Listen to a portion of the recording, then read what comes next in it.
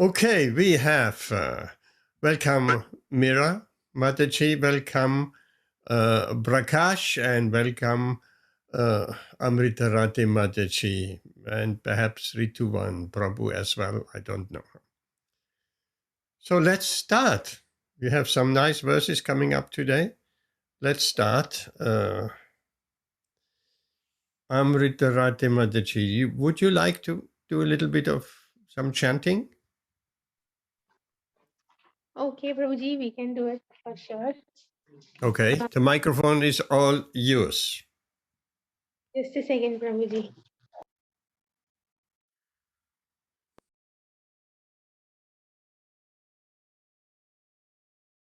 Jaya Radha Madhava Jaya Kunja Vihari Jaya Radha Madhava Jaya Kunja Bihari Jaya Radha Madhava Jaya Kunja Vihari Jaya Radha Madhava Jaya Kunja Bihari Jayo Gopi Gopi Janavallabha Jaya Girivaradhari Jaya Girivaradhari Jaya Gopi Janavallabha Jaya Girivaradhari Jaya Girivaradhari Jaya Yashodanandana Braja Janaranjana Yashodanandana Braja Janaranjana Yashodanandana Braja Janaranjana Yashodanandana Braja Janaranjana Yashodanandana Braja Janaranjana Yashodanandana Braja Janaranjana Yamuna Tira Vanachari Yamuna Tira Vanachari Jayo Radha Madhava Jaya Kunya Vihari Jaya Radha Madhava Jaya Kunja Bihari Jaya Sri Krishna Chaitanya Prabhu Nityananda Shri Advaita Gadadhar Sivasadi Gaura Bhakta Vrinda Jaya Shri Krishna Chaitanya Prabhu Nityananda Shri Advaita Gadadhar Sivasadi Gaura Bhakta Vrinda Jaya Sri Krishna Chaitanya Prabhu Nityananda Shri Advaita Gadadhar Sivasadi Gaura Bhakta Vrinda Jaya Shri Krishna Chaitanya Prabhu Nityananda Shri Advaita Gadadhar Sivasadi Gaura Bhakta Vrinda Hare Krishna Hare Krishna Krishna Krishna Hare Hare Hare Rama Hare Rama Rama Rama Hare Hare Hare Krishna Hare Krishna Krishna Krishna Hare Hare Hare Rama Hare Rama Rama Rama Hare Hare Hare Krishna Krishna Krishna Hare Hare Hare Rama Hare Rama Rama Rama Hare Hare Hare Krishna, Hare Krishna, Krishna Krishna, Hare Hare, Hare Rama, Hare Rama, Rama Rama, Hare Hare, Hare Krishna, Hare Krishna, Krishna Krishna, Hare Hare, Hare Rama, Hare Rama, Rama Rama, Hare Hare, Hare Krishna, Hare Krishna, Krishna Krishna, Hare Hare, Hare Rama, Hare Rama, Rama Rama, Hare Hare, Hare Krishna,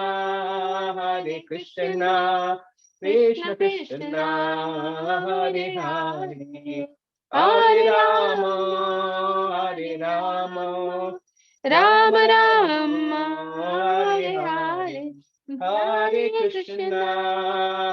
Krishna, Krishna Krishna, Hare Hare, Hare Rama, Hare Rama, Rama Rama, Hare Hare, Nitai Gaura Hari Bol, Hari Bol, Hari Bol, Nitai Gaura Hari Bol, Jaya Jaya Prabhupada, Prabhupada, Prabhupada, Jaya Jaya Prabhupada, Jaya Jaya Gurudev, Gurudev, Gurudev, Jaya Jaya Gurudev, Nitai Gaura Hari Bol, Hari Bol, Hari Bol, Nitai Gaura Hari Bol, Hari Bol, Nitai Gaur Shitana Premanande, Hari Hari Bol.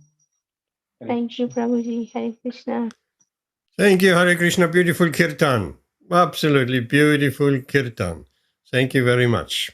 Right, we have Amritarate Mataji and Rituan, Prabhu Mira Mataji and Prakash from Delhi. Welcome, everyone. We'll jump straight into the Śrīmad-Bhāgavatam and others will come or not. We have some beautiful verses coming up. On Friday is Krishna Janmashtami Mahotsava, Hare Krishna. And we'll have a program on Saturday. We'll talk more about it. Hare Krishna. Let's go. Let's screen share.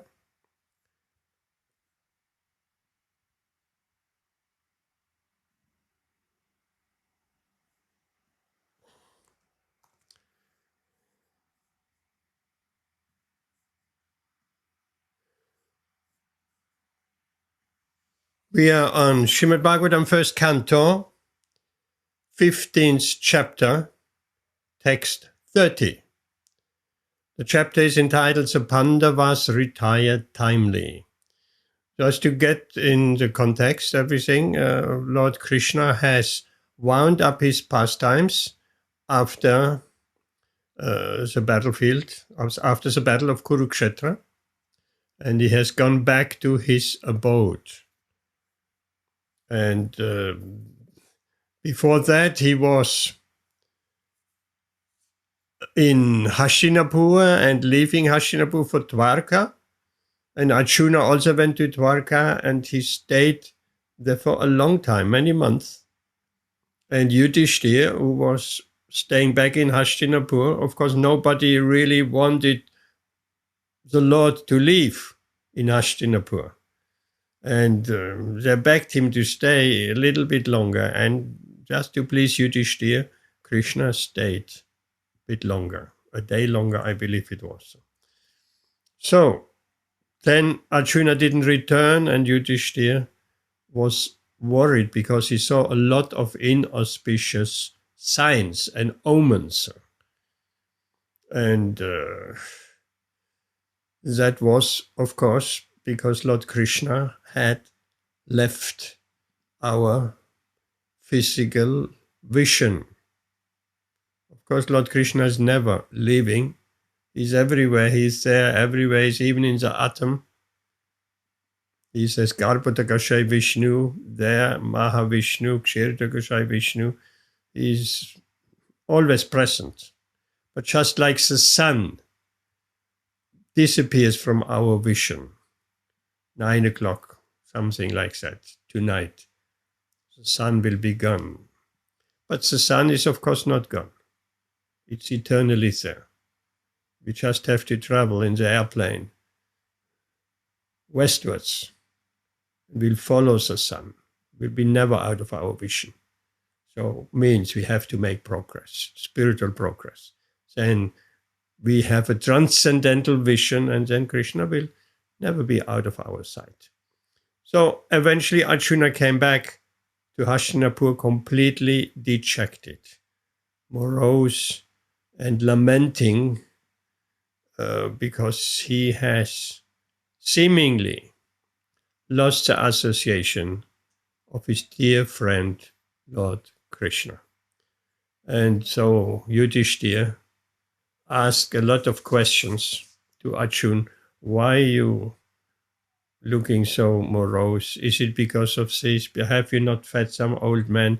Have you offended someone? And so many things. And eventually that very heart-wrenching verse comes up. Or is it that you feel like, said Arjuna, is it that you have lost the association of your very dear friend, Lord Krishna? So there we are in the timeline. Welcome, Jayanti Bai. And we'll take to this text 30. Om Namo Bhagavate Vasudevaya. Om Namo Bhagavate Vasudevaya. Om Namo Bhagavate Vasudevaya. Gitam Bhagavata Jnanam Yad Tad Sankrama Murdhani Kala Karma Tamo Ruddham Punar Ad Yagamad Prabhu. Translation.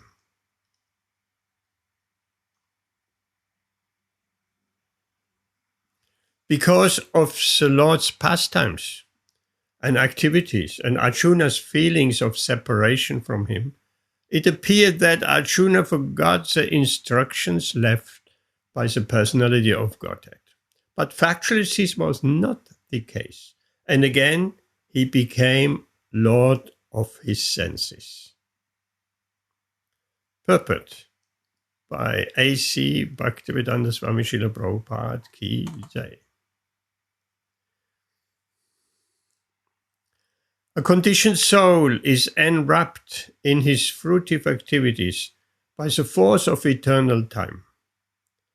But the Supreme Lord, when he incarnates on the earth, is not influenced by Kala or the material conception of past, present, and future. The activities of the Lord are eternal, and their manifestations of his Atma Maya, or internal potency. Of course, we have the Atma Maya or the Mahamaya, two Mayas, two illusory potencies of the Lord. The Mahamaya, we are under the Mahamaya. That is the illusory potency that we identify with this body and with the byproducts of this body of husband and wife and children and family and country and community and all that.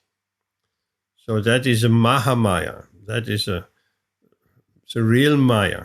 But there is also this Atma Maya, or Krishna's internal potency, which facilitates his pastimes. All pastimes or activities of the Lord are spiritual in nature, but to the layman, they appear to be on the same level with material activities. Thus it appeared that Arjuna and the Lord were engaged in the battle of Kurukshetra, as the other party was also engaged. But factually, the Lord was executing his mission of incarnation in association with his eternal friend Arjuna. Therefore, such apparently material activities of Arjuna did not drive him away from his transcendental position, but on the contrary, revived his consciousness of the songs of the Lord, as he had sung them personally. This revival of consciousness is assured by the Lord in the Bhagavad Gita 1865. Manmana bhava madbhakto madhyachi mam namaskuru mame vaishyasi satyam te pratichane priyosi me. One should think of the Lord always. The mind should not forget him. One should become a devotee of the Lord and offer obeisances unto him. One who lives in that fashion becomes undoubtedly endowed with the blessings of the Lord by achieving the shelter of his lotus feet. There is nothing to doubt about this eternal truth. Because Arjuna was his confidential friend, the secret was disclosed to him. Krishna says in Bhagavad Gita, I'm telling you this because you are my very dear friend. Arjuna had no desire to fight with his relatives, but he fought for the mission of the Lord. He was always engaged in the execution of his mission only, and therefore, after the Lord's departure, he remained in the same transcendental position, even though it appeared that he forgot all the instructions of the Bhagavad Gita. One should therefore adjust the activities of life in pace with the mission of the Lord. And by doing this, one is sure to return back home, back to Godhead. This is the highest perfection of life. Hare Krishna, what a beautiful purport by Srila Prabhupada. Ki Jai. So we have to adjust our activities according to the mission of the Lord. For that, of course, we need to know what is the mission of the Lord, what is our position, what is the Lord's position, what is our relationship with Him, and what is the ultimate goal. Sambandha abhideya prayojana. Technically, this is what it means. So, there are many ways we can adjust our activities of life to dovetail our activities with the mission of the Lord. Like the prime activity is chanting. Chanting is Mahamantra, and here Srila Prabhupada gives the verse 1865 of Bhagavad Gita, Manmana bhava madbhakto, the most important verse of Bhagavad Gita. Always think of me. And we spoke, I think on Wednesday, we had explained this verse.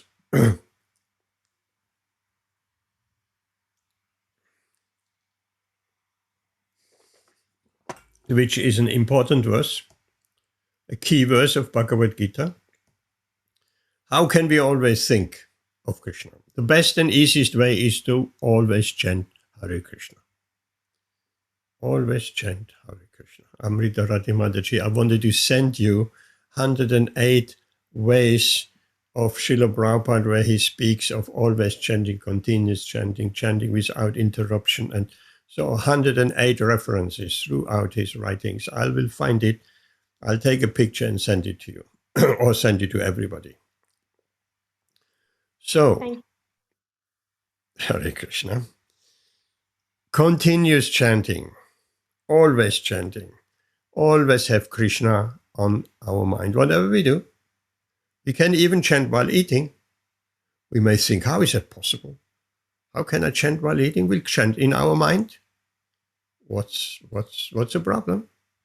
While we're eating and chewing the prasadam in our mind, Hare Krishna, Krishna Krishna, Hare Hare, Hare Rama, Hare Rama.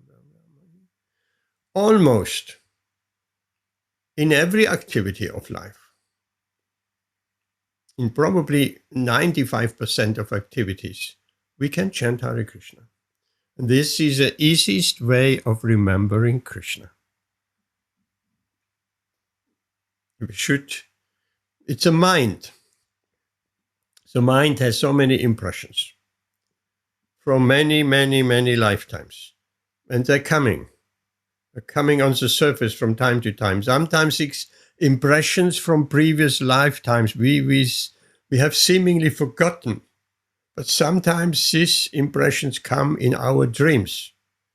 Whatever we see in our dreams, we have experienced in some previous lifetimes.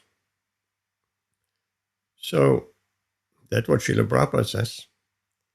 I came across that reference recently, and it was new to me. I never thought of it like that. So if we start chanting in our dream at night, or having association of devotees, or doing Kirtan, or preparing prasadam, or anything like that, then we should know we are advanced. That will be very nice if we dream about Krishna. And if we dream about Krishna, and Krishna speaks to us in a dream, or the spiritual master, or Srila Prabhupada speaks to us, or the devotee speaks to us, these are not ordinary dreams either. We should take a spiritual dream very seriously. For instance, Srila Prabhupada's spiritual master, Srila Bhaktisiddhanta Saraswati, he appeared repeatedly in his dream and instructed him, now it is time to take sannyas. Srila Prabhupada said that was a horrible thought, to give up family life. For any family man or woman, giving up family life, retire from family life, seems to be unthinkable. But here, Srila Bhaktisiddhanta instructed Srila Prabhupada repeatedly, now it is time to take sannyas. So eventually he did it. So these are not ordinary dreams. So we should always remember Krishna and offer obeisances, worship Krishna. As we have explained on Wednesday, also worship Krishna is not only waving a lamp in front of on our altar at home, in front of a picture of Krishna, in front of a deity. Not only that of course also, that is the starting point. But we can worship Krishna in many other ways. For instance, Krishna says in the Bhagavad Gita, if you read this conversation between me and Arjuna, you worship me with your intelligence. So just hearing Bhagavad Gita, we worship Krishna with our intelligence. So we can worship Krishna with our hand, by a lamp, with our intelligence, by hearing and speaking and reading Bhagavad Gita. So many ways of worshipping Krishna. Offer obeisances. There are many ways of offering obeisances as well. It's not only when we go in the temple we offer obeisances. At home we have a temple, we offer obeisances as well. In the morning, first thing, we get up, we offer obeisances to the spiritual master, Nama Om Vishnu Padaya Krishna Pista. First thing, right, and last thing at night. So, and if we cannot offer obeisances in that way of bowing down due to circumstances or old age or this and that, I have seen Gogovinda Maharaj, our late Gogovinda Maharaj, who was a very, very advanced Vaishnava. His body was getting him into difficulty. He couldn't offer obeisances. I've personally seen that, at least in videos or perhaps even in real. I have had the good fortune of seeing him, of being in his presence in New Mayapur in France. He was a very very powerful preacher. Very powerful preacher. And if you did not know, you sat in class, you sat in front, first row, second row, third row. Then you got all his Shakti when he was preaching it, and you rascal, and you, and this and that. And it was just the first row. So you felt very hot. You got it all. He spoke directly to you. He picked you out in the front. In the back, it was more safe in that way. So that was his particular way of preaching. So when he wanted to offer obeisances, he had 2 servants that took him right and left and helped him to do full dandavat. And they picked him up again. So he was like a stick, and they lowered him down and they picked him up again. So according to time and place and circumstances. And if we cannot offer obeisances by touching our head on down to the floor, then we offer obeisances within our heart and our mind. But we should not take the lazy way of offering obeisances within our heart and touching the hand on the floor and putting the hand on our head. If we are able to offer obeisances properly, then we should not make this shortcut. That is just for those who can't, really. So Krishna promising here in this verse said, you do that, you always think of me, you chant continuously, you always think of me, you will come to me. You will come to me because you are my very dear friend. He spoke to Arjuna, but we have to also become dear friends of Krishna. We will never find anywhere in the Vedic literature that Krishna is depicted, he is the father and we are all the sons. Of course, there are some statements, God is the father of everyone. But there is no one who has a relationship with Krishna as a father and we as the sons. Why is that? Because the son-father relationship is a relationship of give me this, give me that, give me this, give me that. The opposite is true. Krishna as a child, and we are taking the role of parents. Vatsalya Bhav. So this is the opposite. Then it's not give me, it's, oh, my Lala needs something to drink. He needs something to eat. How can I care? How can I make Krishna comfortable? So these are the thoughts more than anything else. And this is even shared. This sentiment is even shared by the animals in Vrindavan. It's even shared by the cows. I hope I don't repeat myself. I sometimes, or many times, I forget what has been spoken on Wednesday and what has been spoken here on Saturday. But just to underline, I say that story, I tell this story again, to underline that relationship of friendship, of serving Krishna in that mood of friendship, like Arjuna and Krishna. They were friends, but Krishna's cows are also his friends. So much so, when Krishna comes home, there is a beautiful reference in Śrīmad-Bhāgavatam where Krishna and Balaram and all the cowboys coming home from the forest, and exceptionally, Nanda Maharaj, they bring all the cows back to the stables, and the cows, they know exactly their place. They know which is their place. They're going to their place, and then they're getting fed immediately. And then Nanda Maharaj said, Krishna, Yashoda Mai has prepared prasadam. please go immediately, take some prasadam. I will speak to the cows today. So that gives it away. He said, in this particular situation, Nanda Maharaj said, I will speak to the cows. So normally, when Krishna and Balaram, they come home, they are speaking to the cows. What a beautiful relationship. So not immediately, okay, cows in the stable, okay, let me go and eat some prasadam. No, first they're speaking to the cows. And that makes the cows very comfortable. Krishna is speaking to us. He is like the cows are like pets, like they belong to the family. They are so dear to Krishna.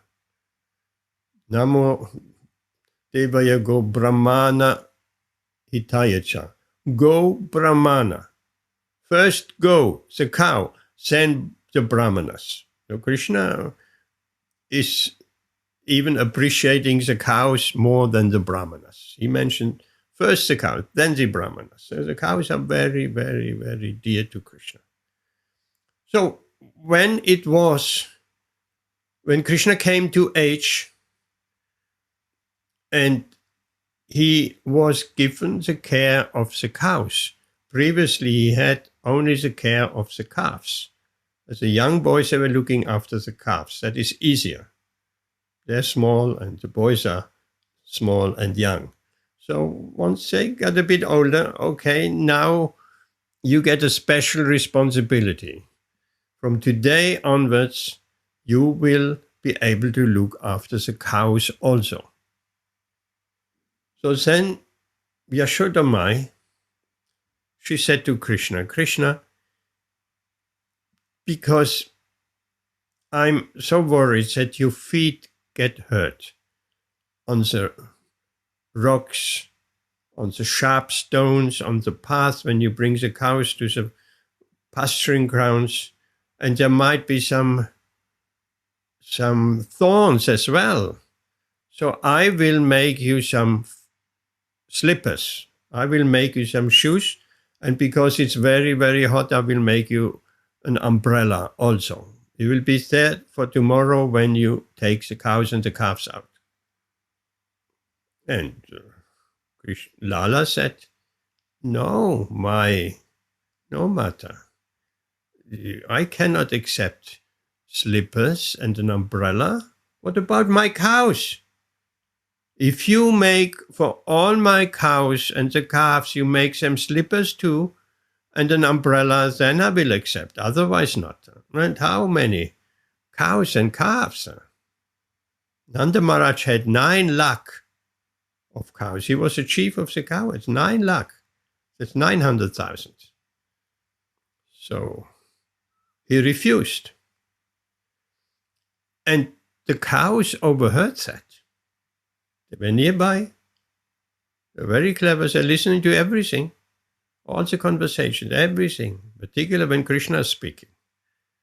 So in the night, what they did, they went out of the stables and they trampled all the stones on the path to the forest into very fine, soft sand.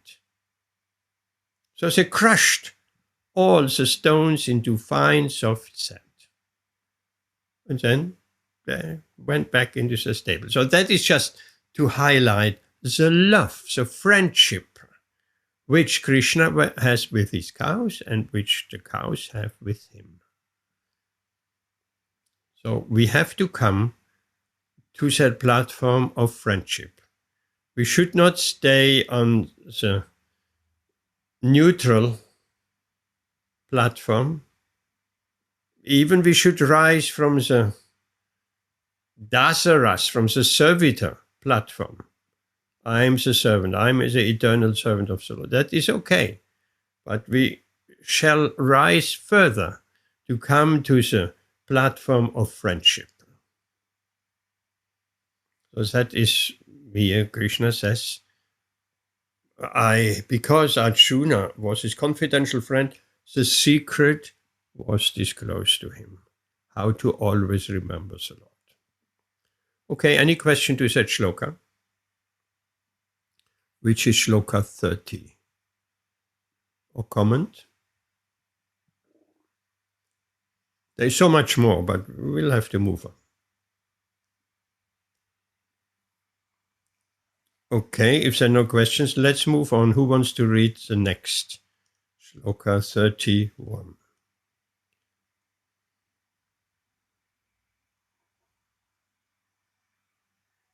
Anyone? 31?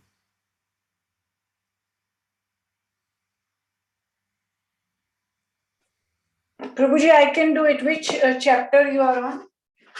15, still 15. So you are on Canto 1, chapter 15. Yep. And which verse? 31.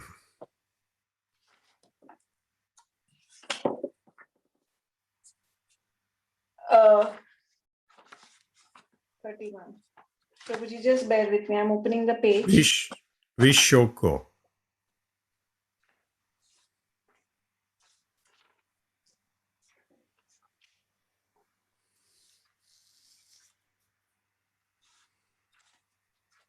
Yeah, text 31. The Pandavas retire timely, that chapter, no? Yeah.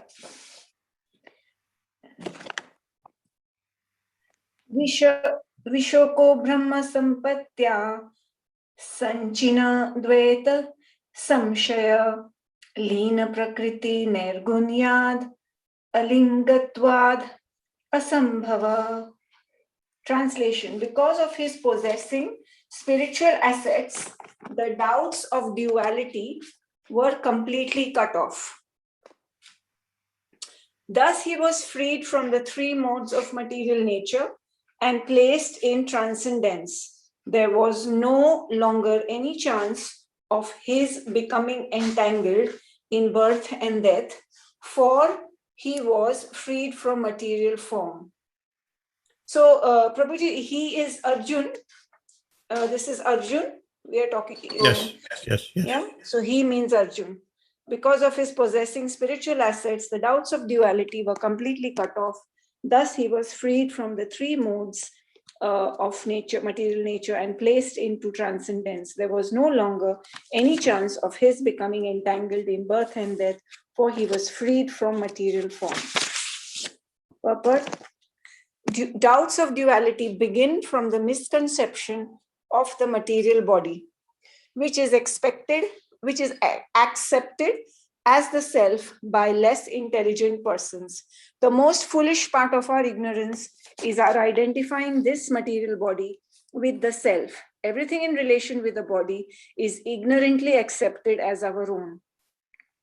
Doubts due to misconceptions of myself, mine, in other words, my body, my relatives, my property, my wife, my children, my wealth, my country, my community, and hundreds and thousands of similar illusory contemplations cause bewilderment for the conditioned soul.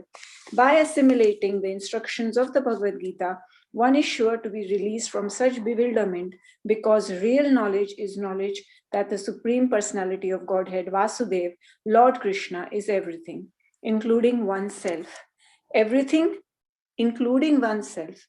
Everything is a manifestation of his potency as part and parcel. The potency and the potent are non-different.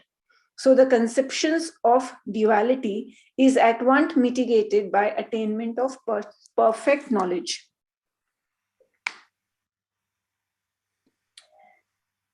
As soon as Arjun took up the instructions of the Bhagavad Gita, as expert as he was, he could at once eradicate the material conception of Lord Krishna, his eternal friend. He could realize that the Lord was still present before him by his instructions, by his form, by his pastimes, by his qualities, and everything else related to him. He could realize that Lord Krishna, his friend, was still present before him by his transcendental presence in different non-dual energies. And there was no question of attainment of the association of the Lord by another change of body under the influence of time and space. By attainment of absolute knowledge, one can be in association with the Lord constantly, even in this present life, simply by hearing, chanting, thinking of, and worshipping the Supreme Lord. One can see him, can feel his presence, even in this present life, simply by understanding the Advaya Gyan Lord, or the Absolute Lord. Through the process of devotional service, which begins with hearing about him, Lord Chaitanya says that simply by chanting the holy name of the Lord, one can at once wash off the dust on the mirror of pure consciousness. And as soon as the dust is removed, one is at once freed from material conditions. To become free from material condition means to liberate the soul. As soon as one is therefore situated in absolute knowledge, his material conception of life is removed, or he emerges from a false conception of life. Thus, the function of the pure soul is revived in spiritual realization. This practical realization of the living being is made possible due to his becoming free from the reactions of the three modes of material nature, namely goodness, passion, and ignorance. By the grace of the Lord, a pure devotee is at once raised to the place of the absolute, and there is no chance of the devotee becoming materially entangled again in conditioned life. One is not able to feel the presence of the Lord in all circumstances until one is endowed with the required transcendental vision made possible by devotional service prescribed in the revealed scriptures. Arjuna has attained this stage long before on the battlefield of Kurukshetra, and when he apparently felt the absence of the Lord, he at once took shelter of the instructions of the Bhagavad Gita, and thus again he was placed in his original position. This is the position of Vishok, or the stage of being freed from all grief and anxieties. Okay, thank you very much, Rashmi Mataji. You want to elaborate a little bit on some point? This whole purport is like a synopsis of Bhagavad Gita.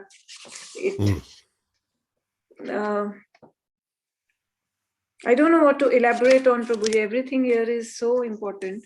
But maybe I can just talk about, elaborate on the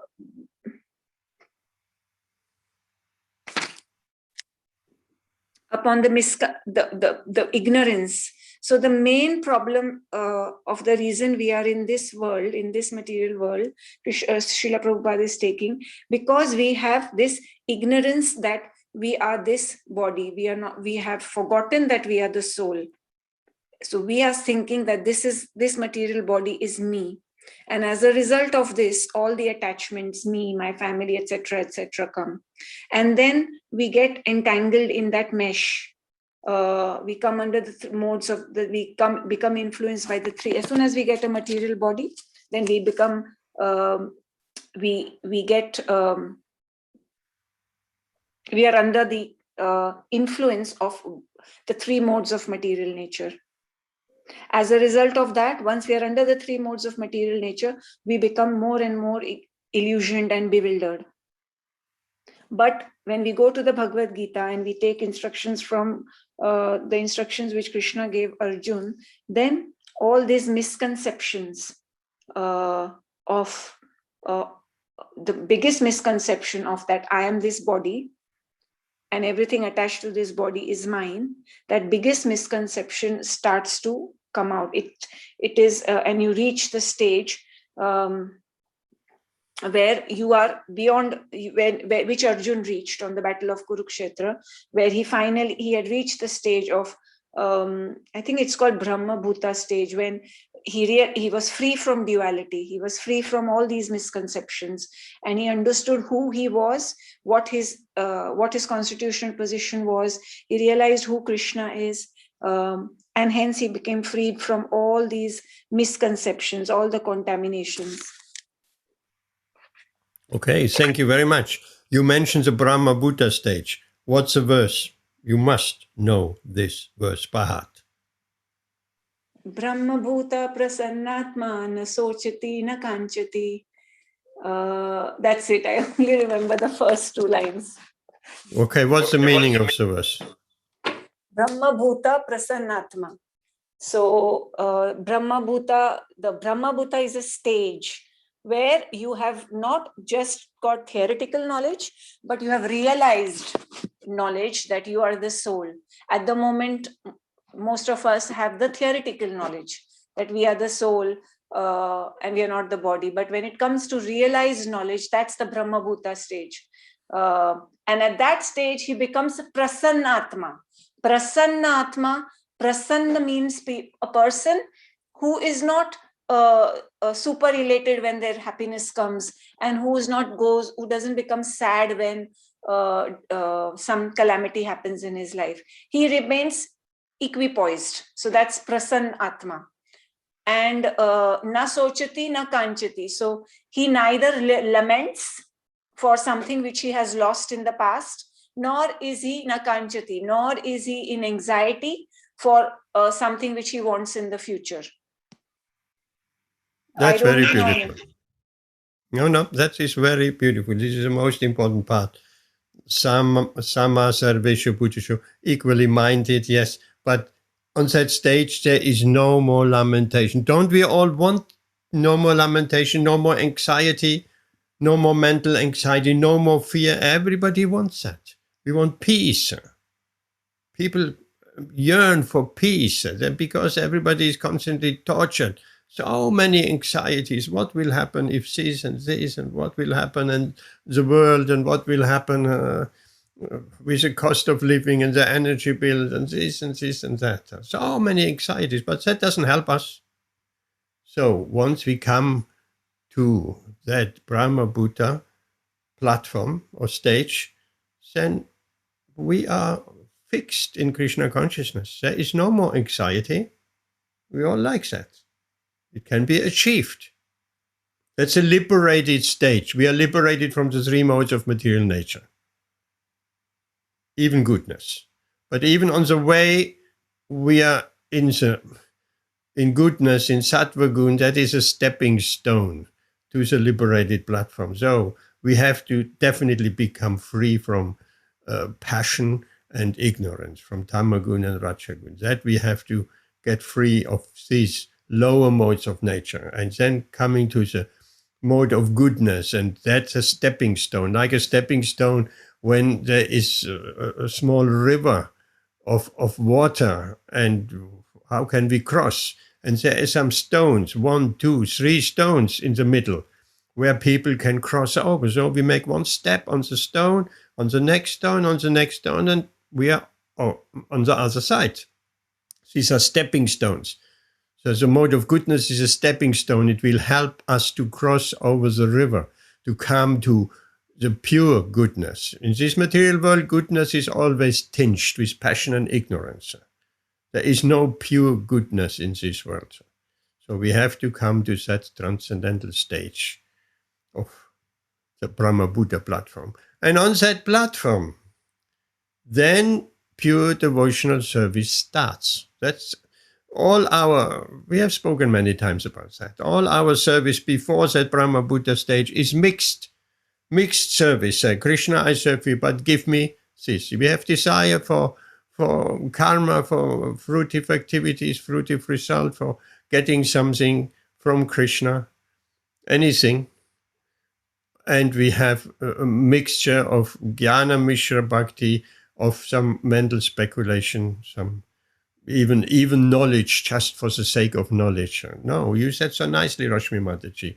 Vigyan, realized knowledge. So this Brahma Bhuta stage is a realized platform. We have put that into practice.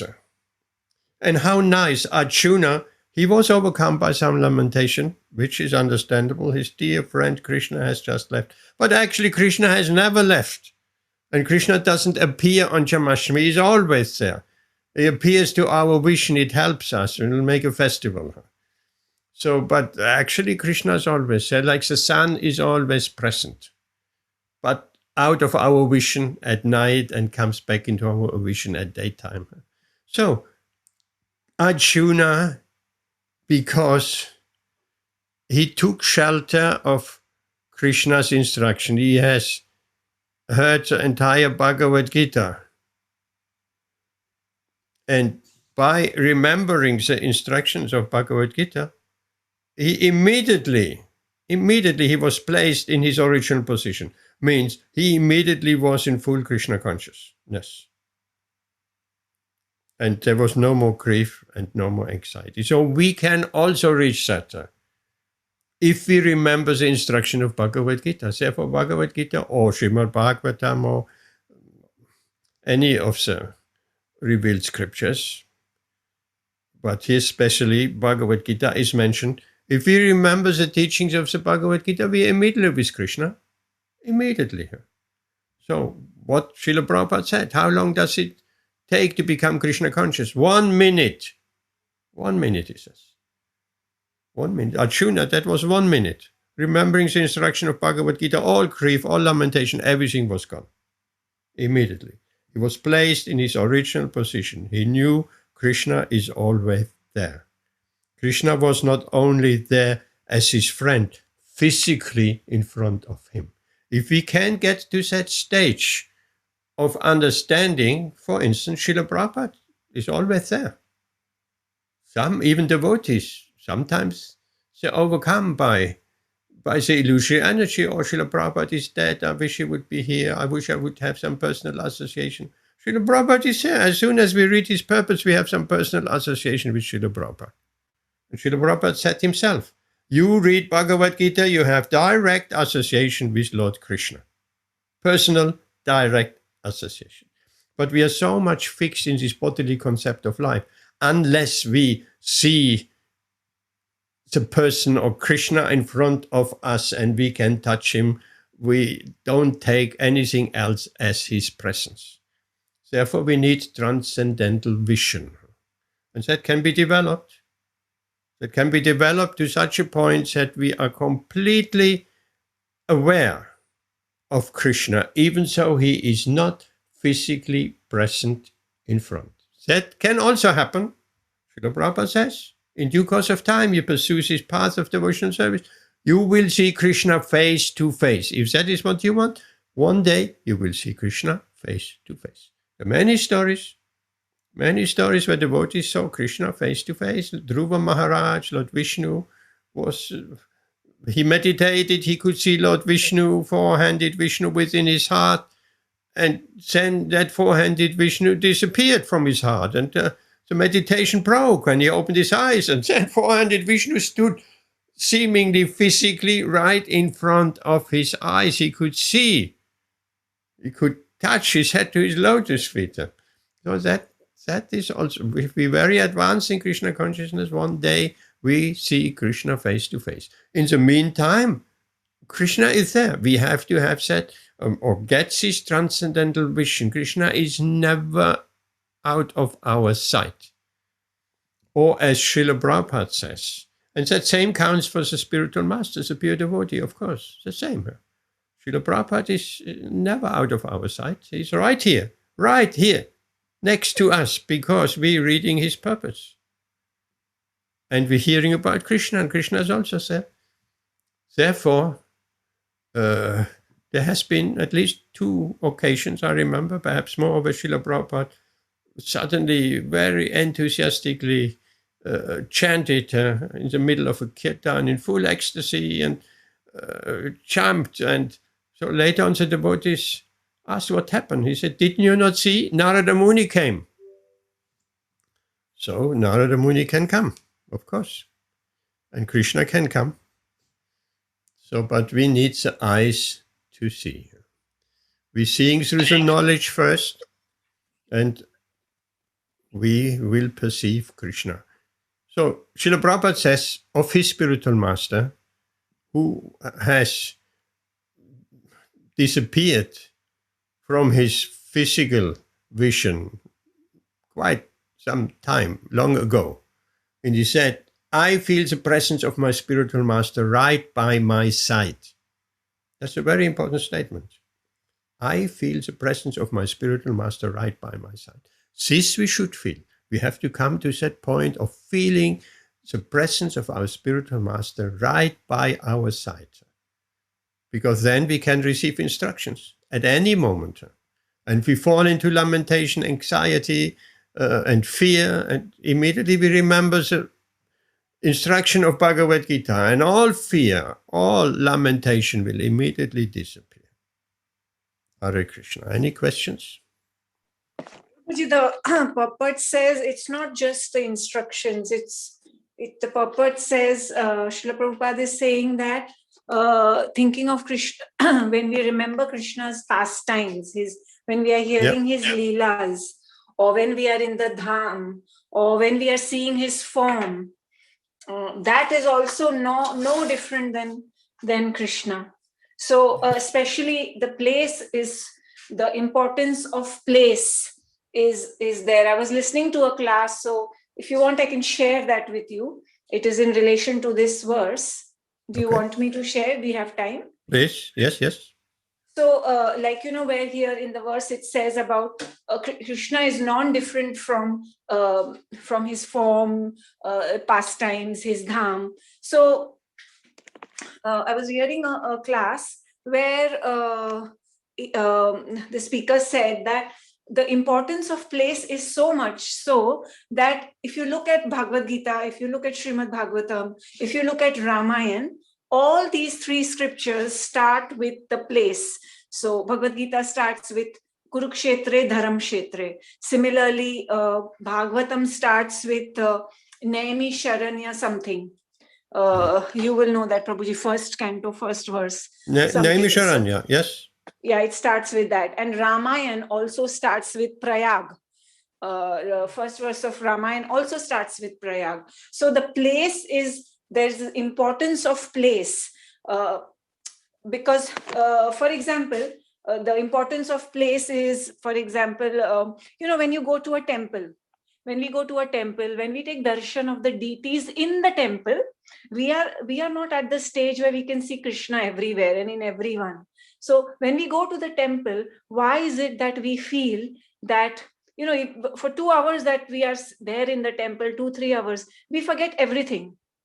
We forget everything. We forget all our anxieties, our worries. We are there in front of the Lord. The deities are in. We admire the beautiful deities. So it is the importance of that place, the temple. That is the importance of that place. Why? That is why a temple is so important. Because it's the importance of the place.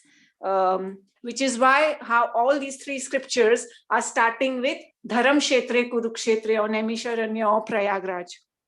Because the importance of the place, the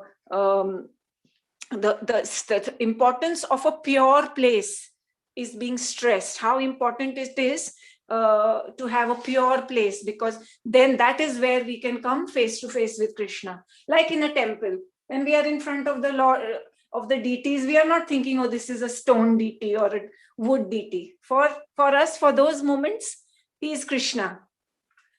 So I just remembered that, Prabhuji, so I thought I'd share. Jai, Hare Krishna. That is certainly true.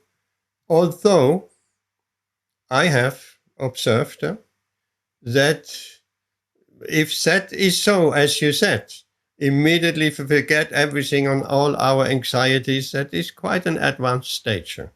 Because I have seen also people, devotees, coming to the temple and carrying their anxieties into the temple. And although Krishna is there, the deity is there, everybody is chanting and praising and glorifying the Lord, they still think of their anxieties 2 hours or 5 hours ago, and it is very difficult to let that go. How can that be seen? If we're chanting Hare Krishna and the mind is wandering off and suddenly the devotee is just standing there and no sound, no lips are moving her. And what does that mean? In the middle of a Kirtan, when the response is coming, or even when the lead singer is chanting her, and then there is no lip movement. What does that mean? The mind has been carrying us away to some other thoughts. Like when we chant, Hare Krishna, Krishna. And the mind is going off. So when we're in a kirtan and we don't chant, the lips are not moving, no sound is coming out, then that means the mind is carrying us somewhere else. So if we can, as soon as we come to the temple and we see the deity, we can leave all our anxieties behind. That is an advanced stage. That is very, Very good. And the temples are made and meant for that. And if we can advance further, and why not? We have to advance further, not only seeing Krishna in the deity, not only seeing Krishna in the temple, but seeing Krishna in the heart of every living entity. We have to come eventually to that stage. Otherwise, we are just Kanishta Bhaktas. We have to come of seeing Krishna in the heart of the Vaishnavas, first of all, but of every living entity. All the time. That is the goal. If we can see that with equal vision, then that is an advanced stage of bhakti. And we should very much desire to come to that. And that can be achieved by regularly chanting this Hare Krishna mantra. Hare Krishna. Welcome, Amit. Any other question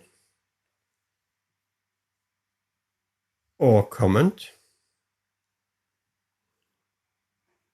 If not, let's have someone else reading us 32. Who wants to do 32? That's a seva, that's a service of reading these verses of the Bhagavatam. Go ahead. Who is it? If nobody else is able to right now, I can do so, Prabhu. Okay, please. Nishamya 32. Yes, Prabhu. Thank you. Nishamya Bhagavan Margam Samstham Yadukulasya Cha Swapataya Matim Chakre Nibhratatma Yudhishthiraha. Translation and purport by Srila Prabhupada. Jai Srila Prabhupada.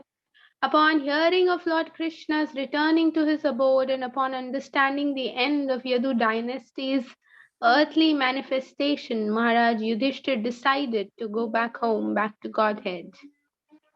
Purport. Maharaj Yudhishthir also turned his attention to the instructions of the Bhagavad Gita after hearing about Lord's departure from the vision of earthly people. He began to deliberate on Lord's way of appearance and departure. The mission of the Lord's appearance and disappearance in the mortal universe is completely dependent on his supreme will. He is not forced to appear or disappear by any superior energy, as the living beings appear and disappear, being forced by the laws of nature. Whenever the Lord likes, he can appear anywhere and everywhere without disturbing his appearance and disappearance in any other place. He is like the sun. The sun appears and disappears of its own accord at any place without disturbing its presence in other places. The sun appears in the morning in India without disappearing from the Western Hemisphere.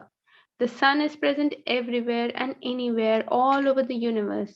But it so appears that in a particular place the sun appears in the morning and also disappears at some fixed time in the evening. The time limitation even of the sun is of no concern, and so what to speak of the Supreme Lord, who is the creator and the controller of the sun. Therefore, in the Bhagavad Gita, it is stated that anyone who factually understands the transcendental appearance and disappearance of the Lord by his inconceivable energy becomes liberated from the laws of birth and death and is placed in the eternal spiritual sky where the Vaikuntha planets are. There such liberated persons can eternally live without the pangs of birth, death, old age, and disease. In the spiritual sky, the Lord and those who are eternally engaged in the transcendental loving service of the Lord are all eternally young because there is no old age or disease. Therefore, there is also no death. And because there is no death, there is no birth. It is concluded, therefore, that simply by understanding the Lord's appearance and disappearance in truth, one can attain the perfectional stage of eternal life. Therefore, Maharaj Yudhishthir also began to consider going back to Godhead.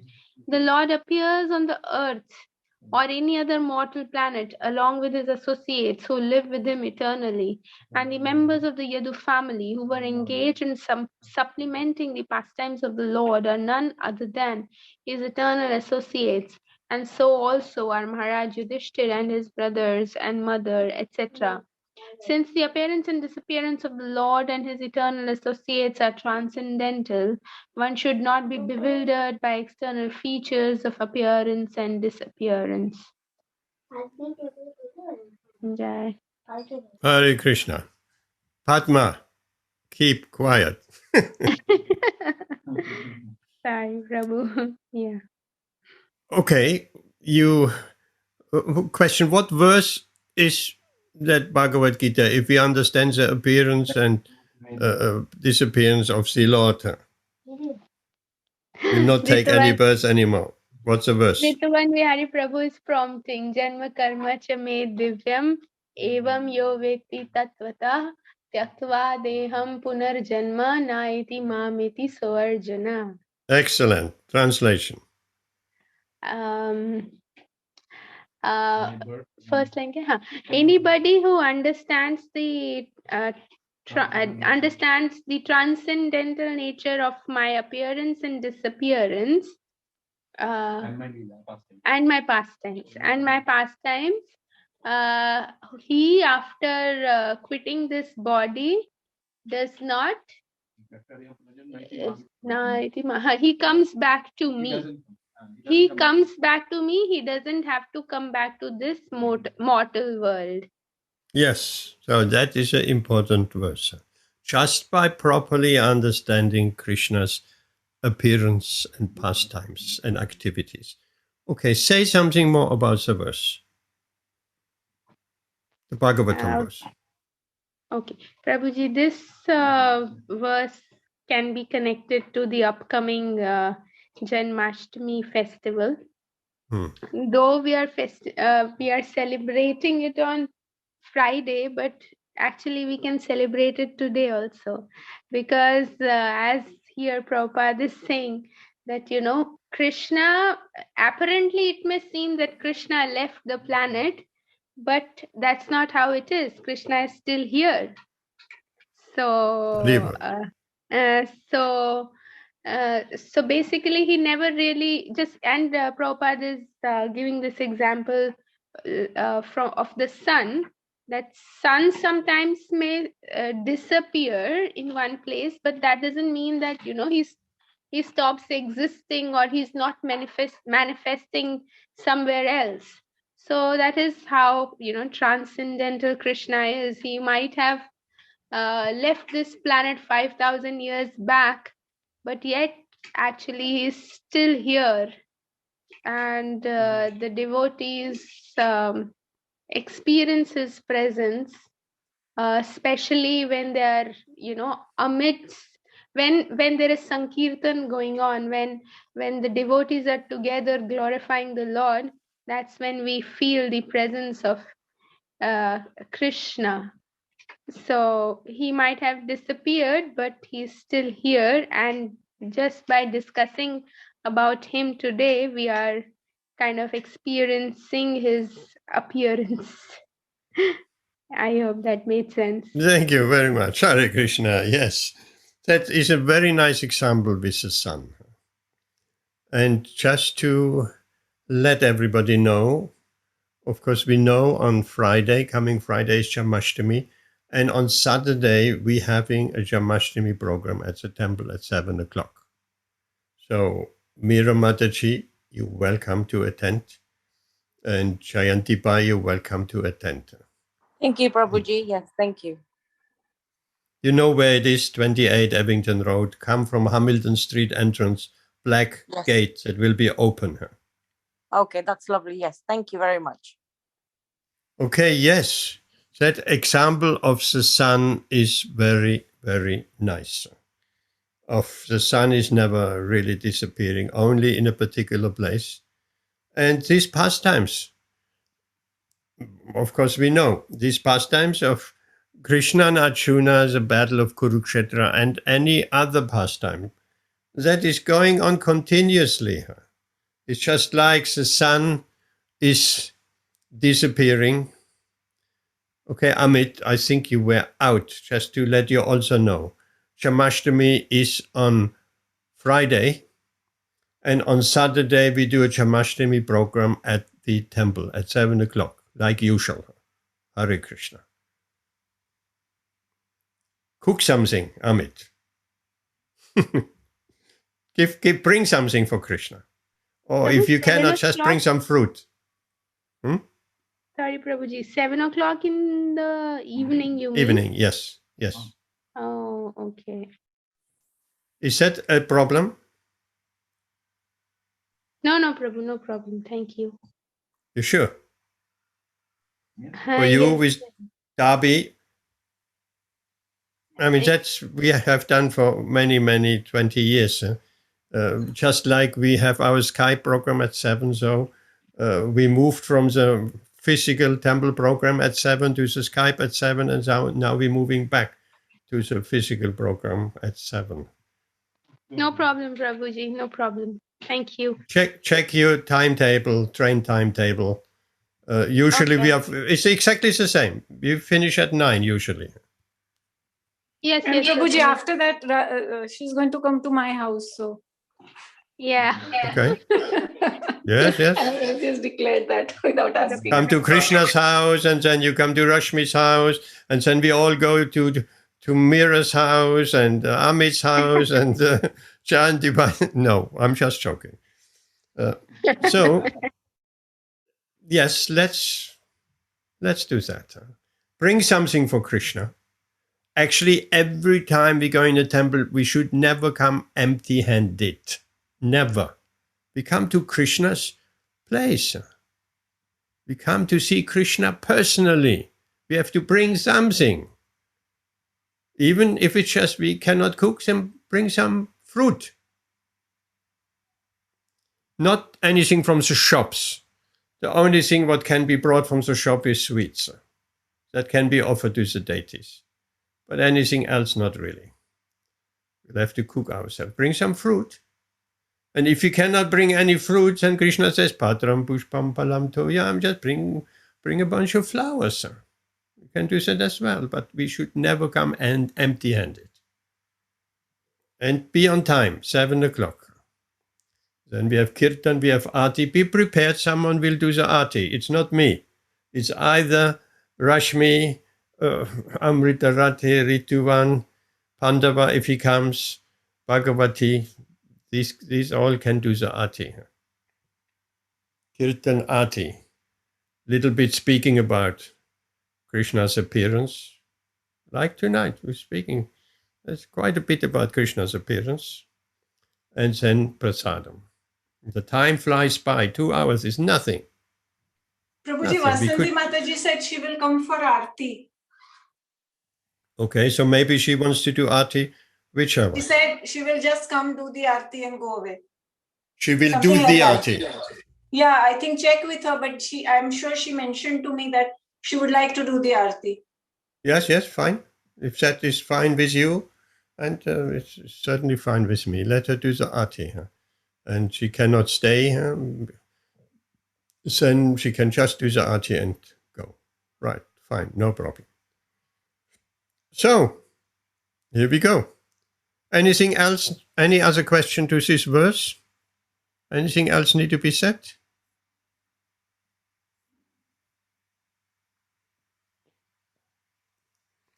Again, just one step back. If we understand Krishna's appearance and disappearance, in many ways we can understand. Truly, deeply, we understand. Not just theoretically, we practically understand who is Krishna and how he comes and how he disappears seemingly. Then we'll be liberated. No more birth. That's what we want to achieve. Okay, if there are no questions, let's go to the next shloka, which is 33. Who wants to do 33? Someone else. Hare Krishna Prabhu, I can read the verse number 33. Please, yes. Prithapi anushutya dhananjayoditam nasham yadunam bhagavad gatim chatam ekanta bhaktya bhagavati adhokshaji niveshitatmo pararama samsrite. Translation by Srila Prabhupada. Kunti, after overhearing Arjuna's telling of the end of the Yadu dynasty and disappearance of Lord Krishna, engaged in devotional service of the transcendental personality of Godhead with full attention and thus gained release from the course of material existence. Purport. The setting of the sun does not mean the end of the sun. It means that the sun is out of our sight. Similarly, the end of the mission of the Lord on a particular planet or universe only means that he is out of our sight. The end of the Yadu dynasty also does not mean that it is annihilated. It disappears along with the Lord out of our sight. As Maharaj Yudhishthira decided to prepare to go back to Godhead, so also Kunti decided, and thus she fully engaged herself in the transcendental devotional service of the Lord, which guarantees one a passport for going back to Godhead after quitting the present material body. The beginning of devotional service to the Lord is the beginning of spiritualizing the present body, and thus an unalloyed devotee of the Lord loses all material contact in the present body. The abode of the Lord is not a myth, as is thought by the unbelievers or ignorant people, but one cannot reach there by any material means like a Sputnik or space capsule. But one can certainly reach there after leaving this present body, and one must prepare himself to go back to Godhead by practicing devotional service. That guarantees a passport for going back to Godhead, and Kunti adopted it. Okay, thank you very much. Before you say something about this verse, I want to just mention, some time ago, there was talking about Kunti went with Dhritarashtra and Gandhari left home. That seems to be not the case, according to this verse, because Kunti is still here and with the Pandavas and Maharaj Yudhishthira and so on and so on. So say something about this verse or some aspect of this verse, Rituvan Prabhu, please. Okay, Prabhu. Actually, here we see the lives of great devotees and who are actually teaching us like conditioned fallen souls, that how we could prepare ourselves for the ultimate aim of our life, that is to leave this material body and go back home, back to God, and never to return to this material world, which is full of miseries. So here what we see that we can see here that the Pandavas were actually, like, apparently it appeared that Pandavas were doing all all worldly things, managing the empire, just like working doing the duties as a Kshatriya. But what we see here, they all the time, even when they were performing their day-to-day activities, their responsibilities, their mind was absorbed in Krishna. So when Yudhishthira Maharaj, when the Pandavas, all the five Pandava brothers and Mother Kunti came to know that their life and soul, Krishna, has gone back to his eternal abode, they understood that this is the end of our quota in this material world. We also want to wind up everything and go back to Krishna. So thereby, Kunti Maharani and the Pandavas, who are pure devotees, they are teaching us a lesson that our aim of life should be like that. We should prepare ourselves throughout our life so that at the moment of our final test, that is at the time of death, we can remember Krishna. So here also Prabhupada mentions the purport that the best way to do is to engage ourselves, all our mind, senses, everything in the service of the Lord. Just like the Pandavas, they were grihasthas actually. So most of the devotees here are grihasthas. So we should also connect each and everything, whatever we are doing, whatever we are thinking, with Krishna, so that all our activities throughout our lives becomes Krishnized, as Prabhupada said. And sorry.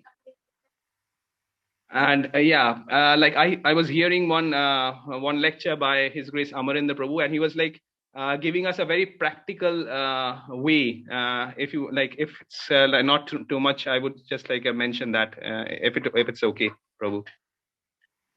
Yes, So- I wanted to quickly explain what is a grihastha in just a sentence or two. Okay. Yeah. Grihastha means like a householder, that is one who is engaged, or one who is leading a family life.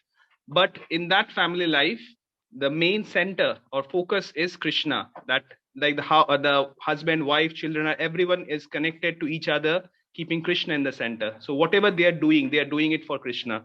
Like the husband is earning for the service of Krishna.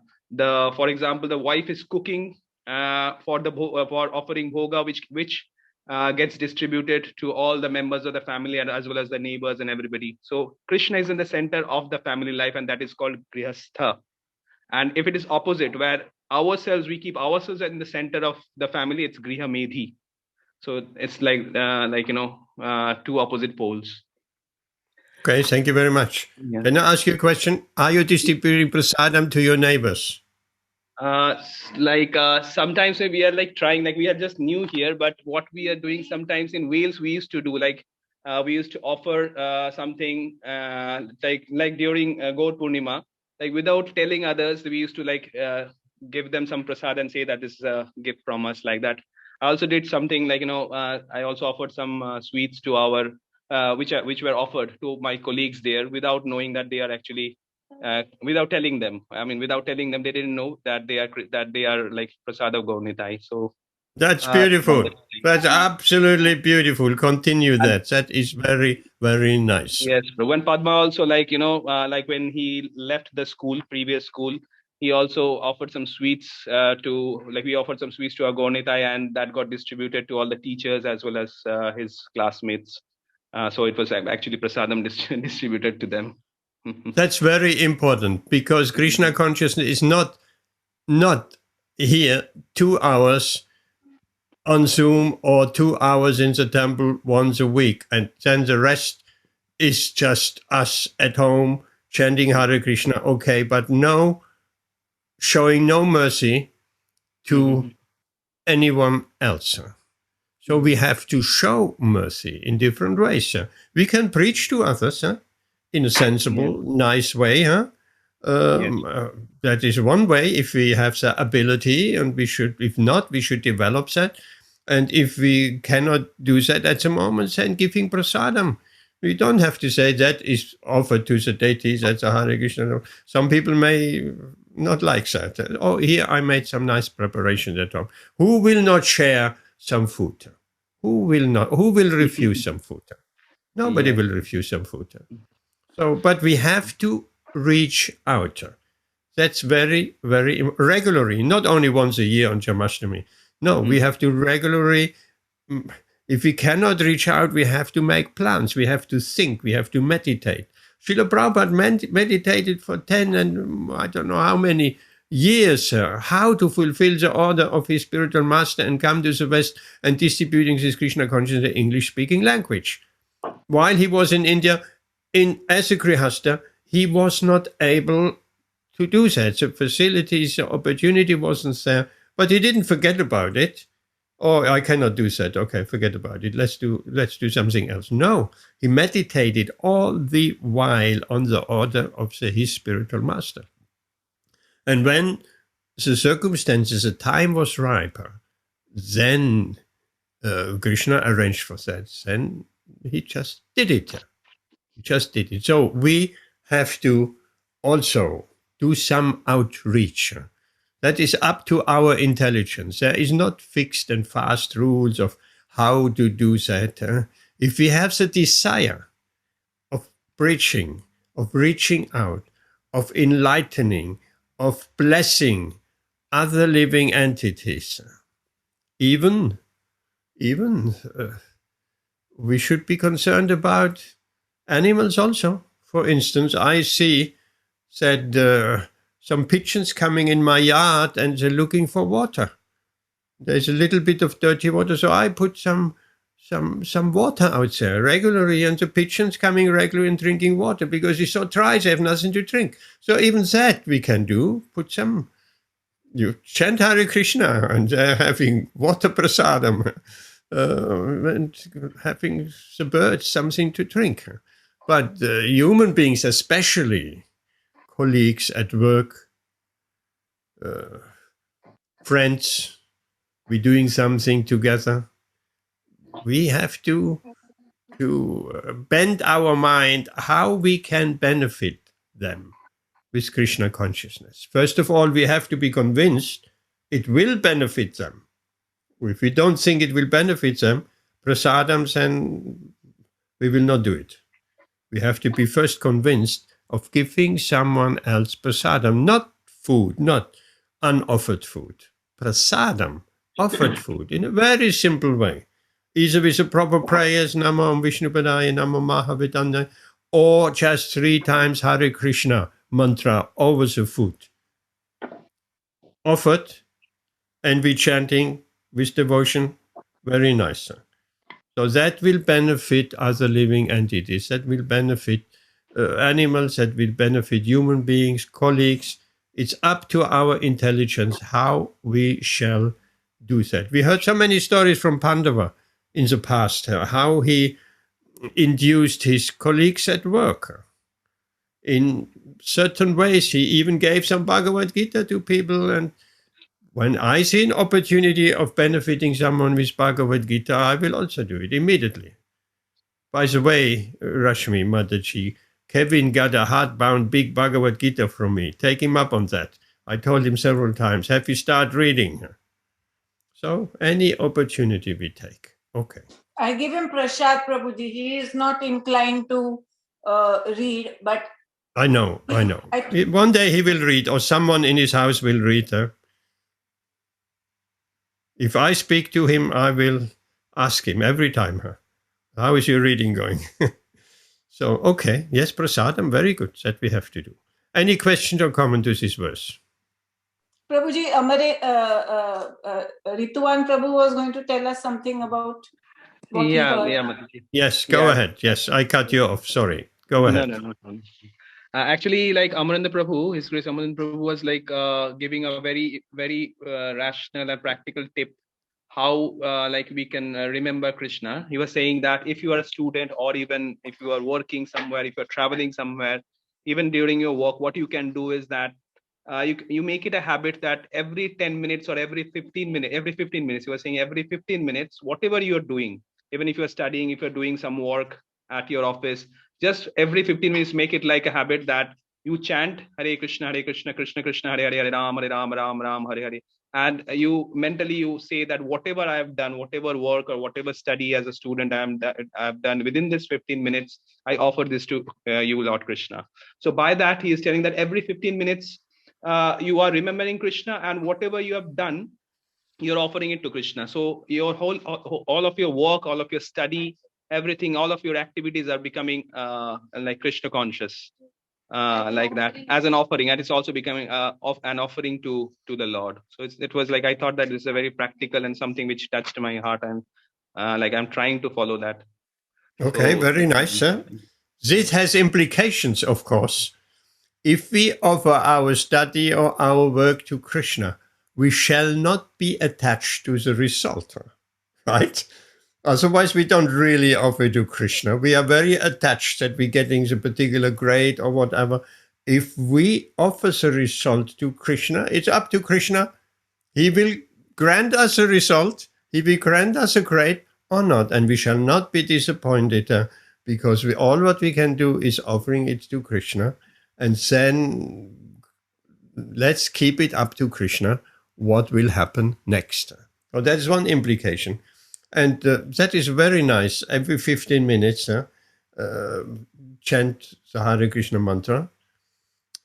And once we can do that every 15 minutes, and maybe we can do every 10 minutes, every 5 minutes, every minute, and eventually we'll come to the point that the majority of time in our day, Krishna will be somewhere on our mind in some way.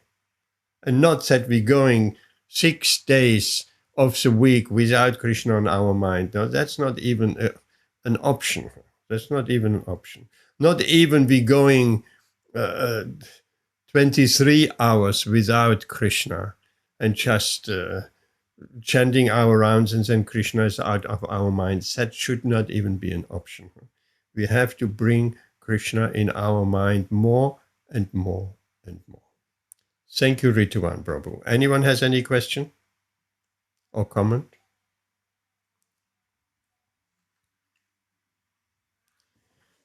If not, let's move Prabhuji, on. can I ask a question?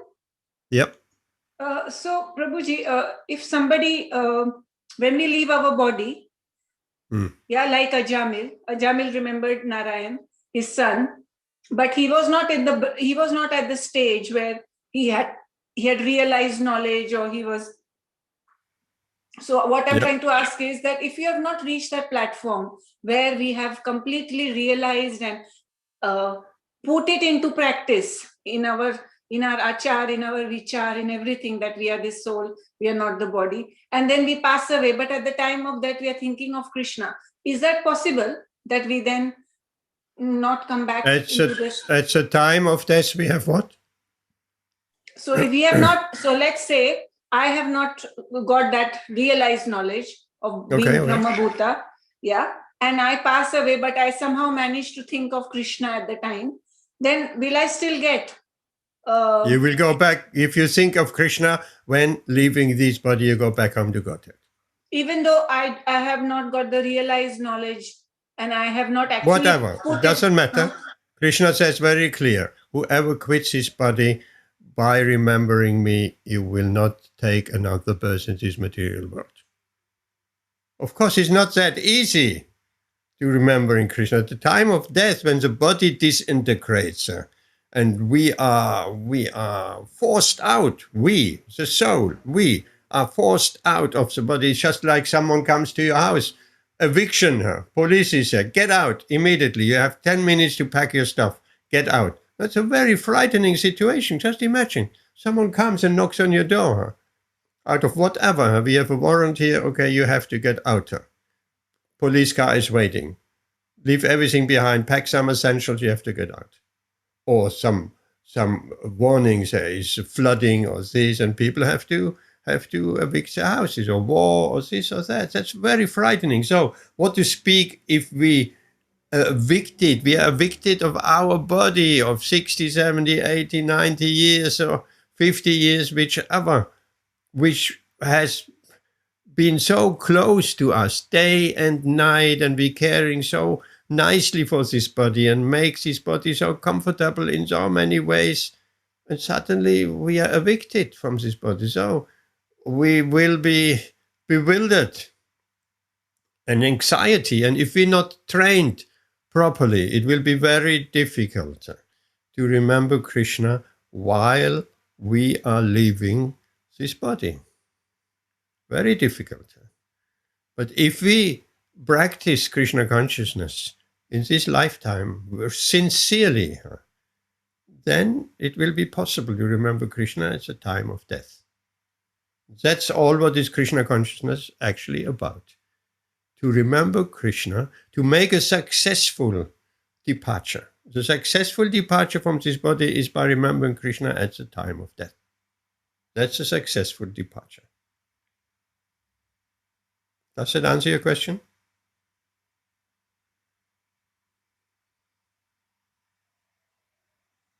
Yes, Haribol.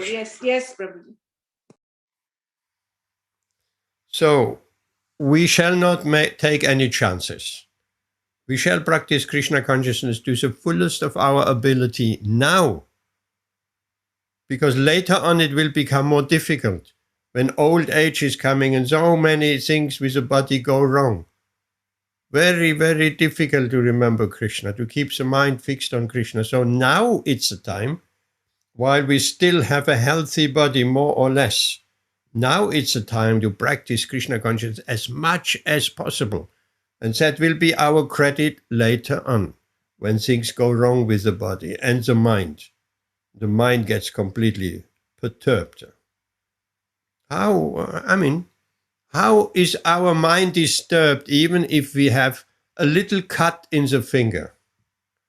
We have a little cut in the finger, blood is coming with a kitchen knife. Oh, very much we are concerned.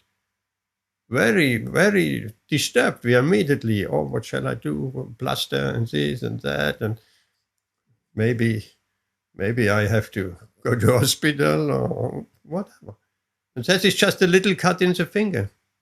So at the time of death, it will be much more than that.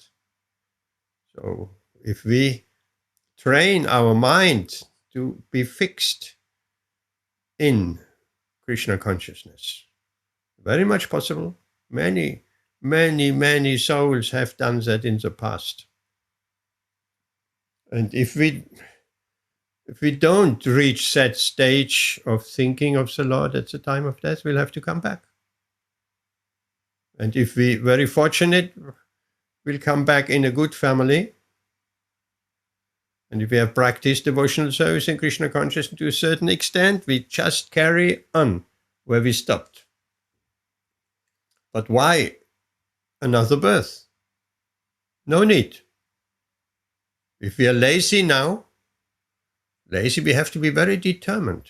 We are not lazy, but we'll have to be very fixed, very determined, very sincere of practicing this Krishna consciousness. And we're not taking it as some religious activity, as some pious activity. We'll have to take it very serious. This is also a pious activity. It's also a religious activity, and Jamashtami can be a very cultural festival and all that. Yes, that's true. But it is much, much more than that. It's a passport, as Srila Prabhupada says here. It's a passport to the spiritual world. And if we want to get a passport, even in this material world, we have to go through some trouble. We have to show the application and so on. And so a procedure depends from where we are. Not so easy to get a passport, to get a visa. And we pay some money as well, a lot of money. So we want a passport to go to the spiritual world. We can get that. We have to want it first of all.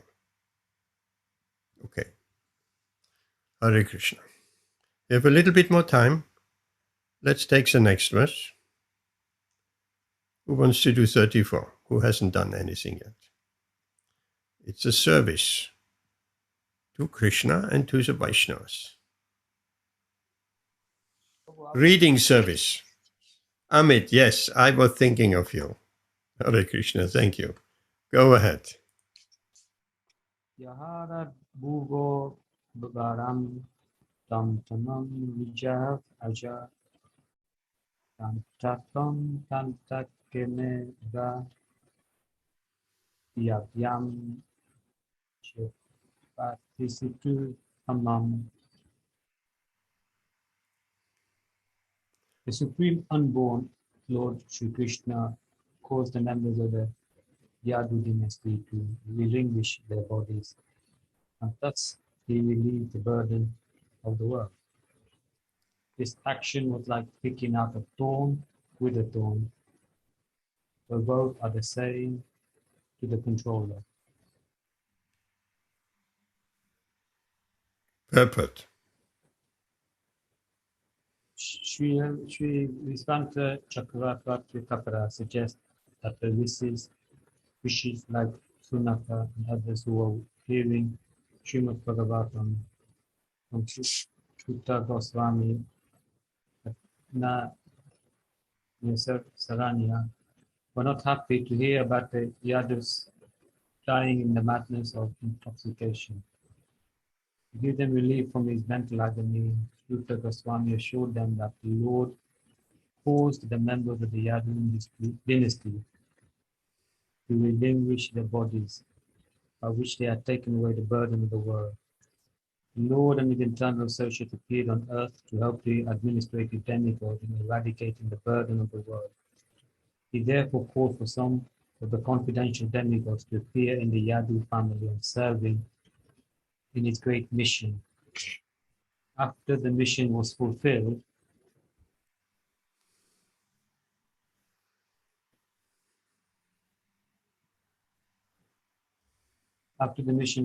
the demigods, by the will of the Lord, relinquished their corporeal bodies by fighting amongst themselves in the madness of intoxication. Demigods are accustomed to drinking the soma rasa beverage, therefore drinking of wine and intoxication are not unknown to them. Sometimes they were put into trouble for indulging in intoxication. Once the son of Kubera felt the wrath of Narada for being intoxicated, but afterwards he regained the original form by the grace of the Lord Sri Krishna. We shall find this story in the 10th canto. For the Supreme Lord taught the Saras and the demigod are equal, but the demigods are obedient to the Lord, whereas the Saras are not. Therefore, the example of picking up a thorn by another thorn is quite restricting. One thorn which caused pinpricks on the leg of the Lord is certainly disturbing to the Lord, and the other thorn which takes out the disturbing element certainly gives service to the Lord. So though every living being is part and parcel of the Lord, still one is a pinprick of the Lord is called Asura, and one who voluntarily servitor of the Lord is called Devata, or demigod. In the material world, the Devatas and the Asuras are always contending, and the Devatas are always safe in the hands of the Asuras by the Lord.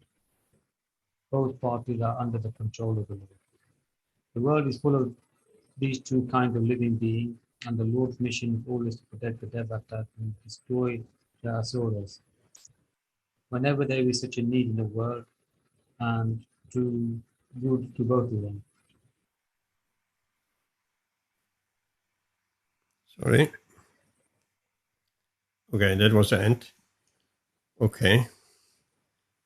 Does anyone know the story with Narada and the sons of Kuvera? Who can tell in just a few words?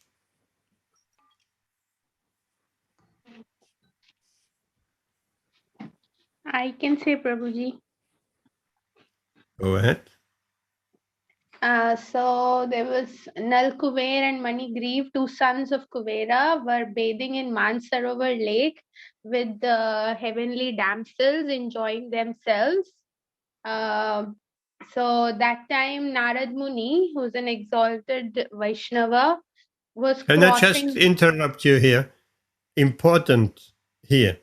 They were intoxicated, right?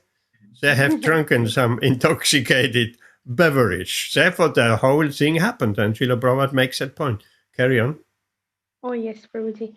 So they were drunk, and Narad Muni was crossing by. So somehow the damsels or the heavenly damsels were conscious. So they covered themselves uh, out of respect for Narad Muni.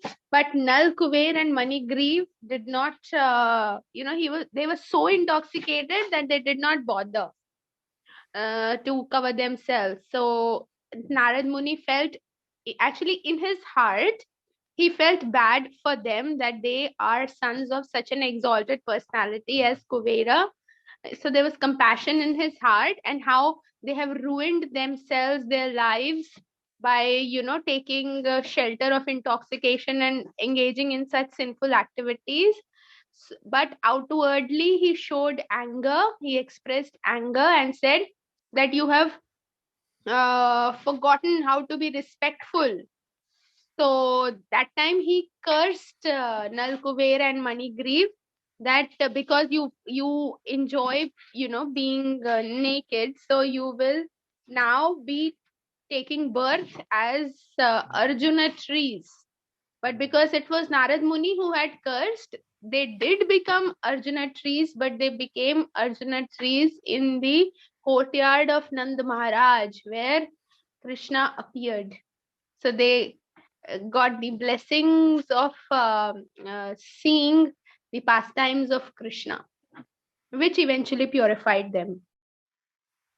Hare Krishna, thank you very much. So that's the story behind it, what Srila Prabhupada is mentioned here. Anyone has any question or want to say something to that particular text and purport?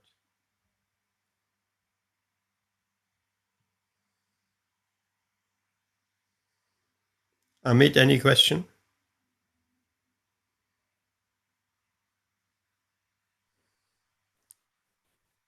No, Prabhu, no question. It's quite straightforward to understand. Okay, good. Straightforward. So, let's do one more verse. Last verse.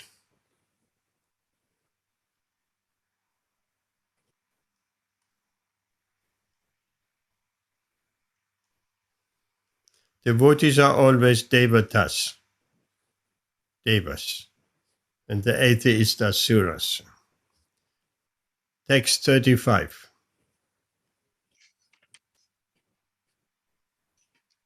Mira Mataji. If I read the Sanskrit, will you read the translation and purport? Okay, yes, yeah. Okay, yata mats yadi rupani datte chayat yatanata bu bara kshapito yena chahau tachcha kalevaram. Translation.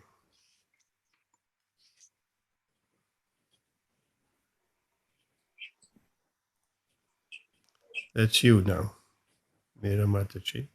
Okay. The translation is the Supreme Lord relinquished the body which he manifested. I can't see that other bit word. Burden of the earth, just like Diminish, to diminish. to diminish the burden of the earth, just like a magician. He relinquishes one's body to accept different ones, like the fish incarnation and others. Purport. The Supreme Lord Personality of Godhead is neither impersonal or formless, but his body is non-different from him, and therefore he is known as the embodiment of eternity, knowledge, and bliss. In the Brihad, Brihat, the R is always Re, like in Krishna. Brihat, Vaishnava. Brihad Vishnava Tantra, it is clearly mentioned that anyone who considers the form of Lord Krishna to be made of material energy must be ostracized by all means. And if by chance the face of such an infidel is seen, one must clean himself by jumping in the river with his clothing. The Lord is described as Re, Amrita. Amrita, or deathless. Because he has no material body, under the circumstances, the Lord's dying or quitting his body is the jugglery of a magician. The magician shows by his tricks that he is cut to pieces, burnt to ashes, or made unconscious by hypnotic influences, but all are false shows only. Factually, the magician himself is neither burnt to ashes nor cut to pieces, nor is he dead or unconscious at any stage of his magical demonstration. Similarly, the Lord has his external forms of unlimited variety, of which the fish incarnation, as was exhibited within this universe, is also one. Because there are innumerable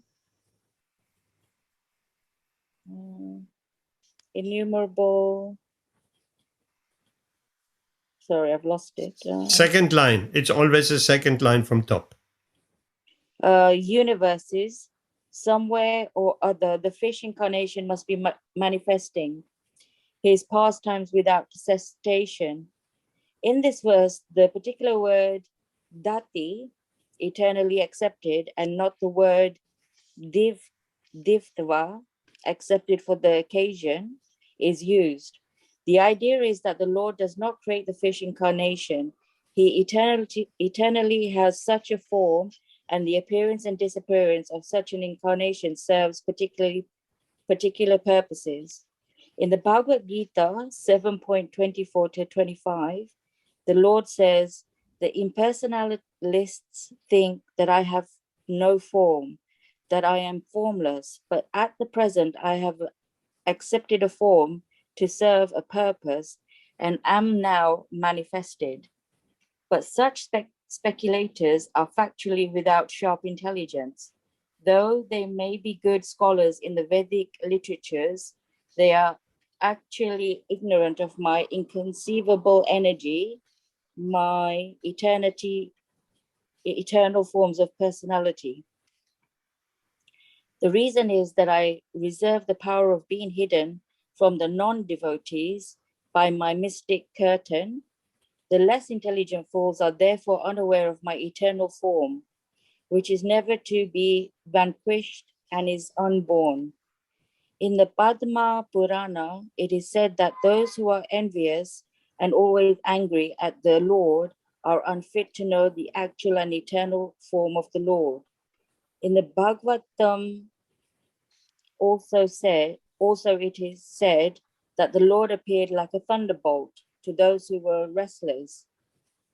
Sisupala, at the time of being killed by the Lord, could not see him as Krishna, being dazzled by the grace of the Brahma Jyoti. Therefore, although the Lord relinquished both his temporary manifestation as a thunderbolt before the wrestlers appointed by Kamsa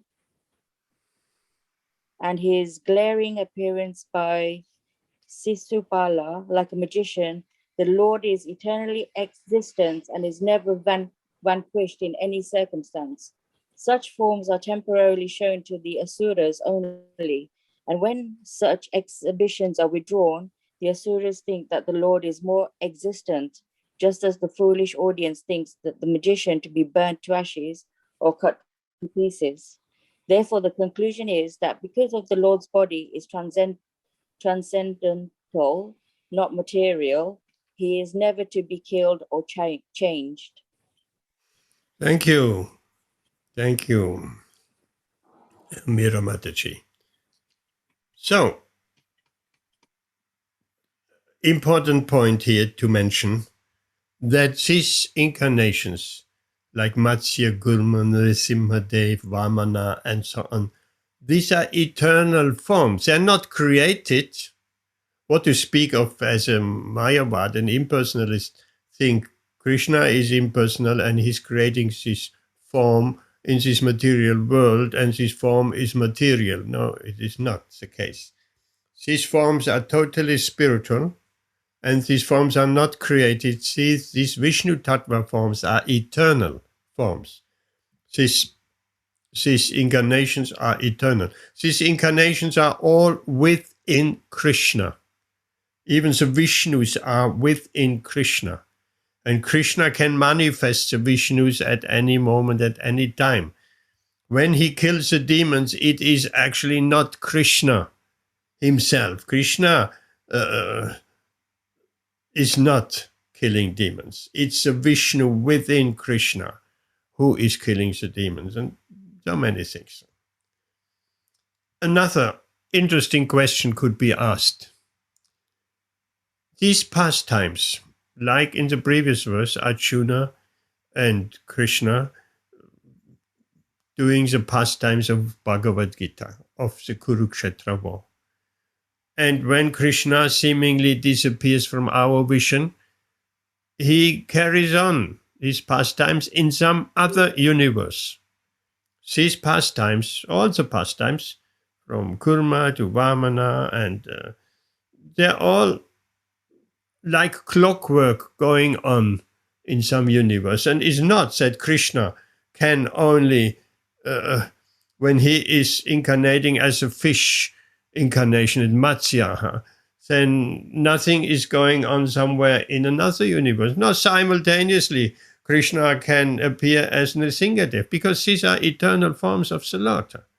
So, at the same time, in some universe, he's appearing as Nrisimhadev, in some other universe, he's appearing as Matsya. And in some other universe, he's playing his pastimes as Vamana, or in another universe, he comes himself in his original form as Krishna.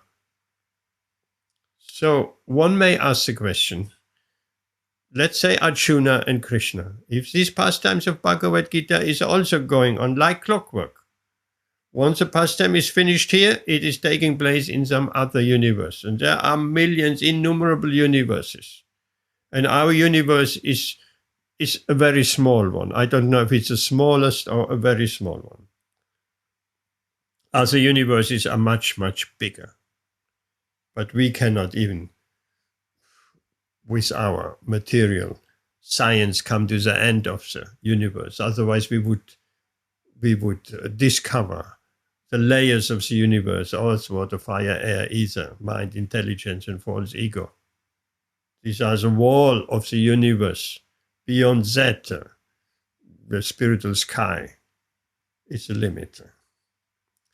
So one could ask the question, if there is another pastime of Bhagavad Gita, and Arjuna is the eternal associate of Krishna, wouldn't it be kind of boring for Arjuna? Oh, again, we have Bhagavad Gita for the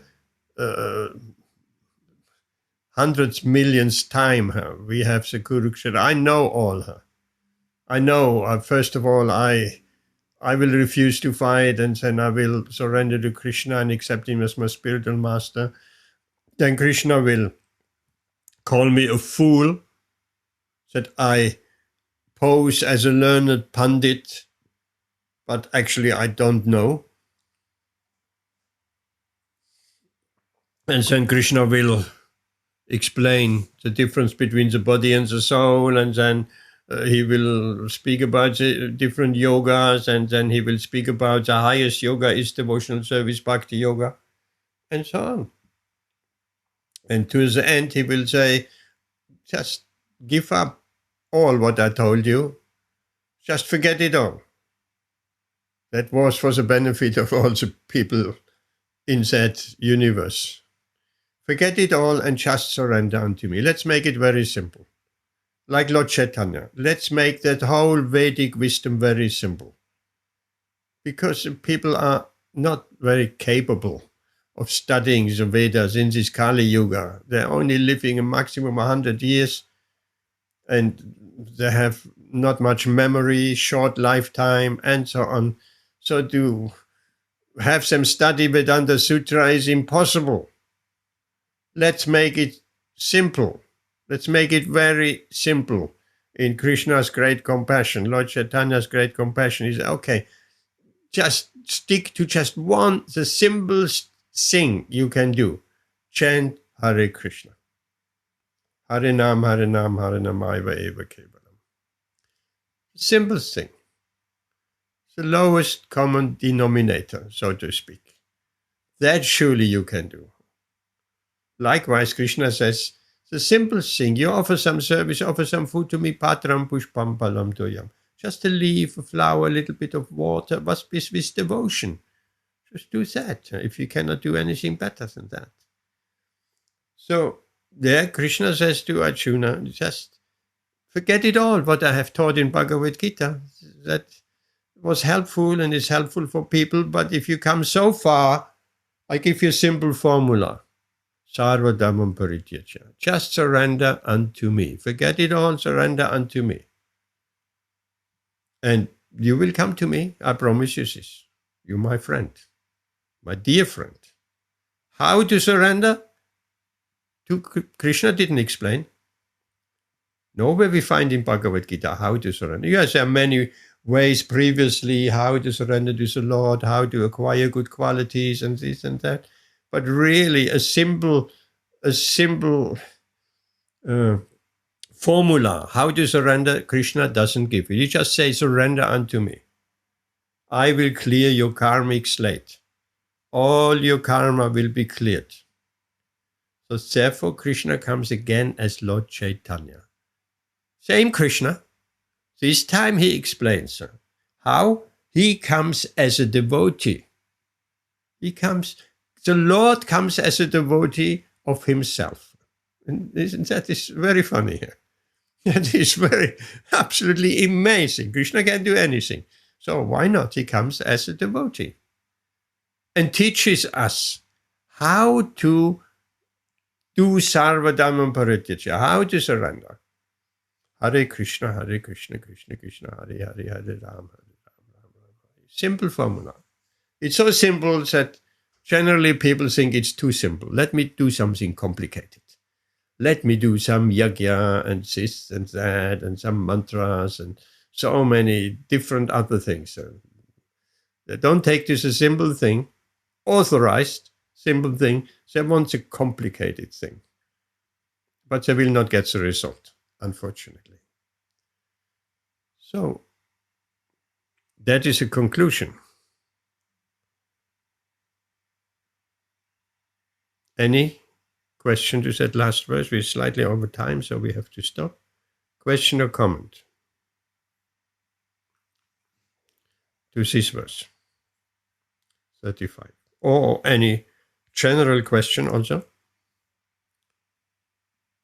At least one question. Come on, someone must have a question or comment.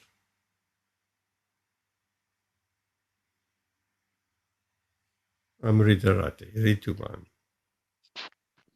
Prabhuji, Thursday was Balaram Jayanti. Yes, it was Balaram Jayanti. Who's Balaram? Yesterday, right? Day before, I think, Purnima. Yes, it was yesterday. Purnima was day before yesterday. No, it was yesterday. Yesterday, Prabhuji, as per ISKCON calendar. Friday, right? Okay, Friday. okay. Fasting till noon. Yeah. Balaram yesterday. Who is Balaram? Who is Balaram, Rashmi? He is non-different than Krishna. He's only the form is different, the name is different, but he is Krishna himself. Krishna's business is to enjoy himself, and he's busy enjoying himself and loving the gopis and being loved by the Brajvasis. And Balaram is there to do all the businesses, all the other important businesses which has to be done, creation, annihilation, all that. So all that happens through Balaram. And he's also the guru. He's also the original that I'm guru. looking for.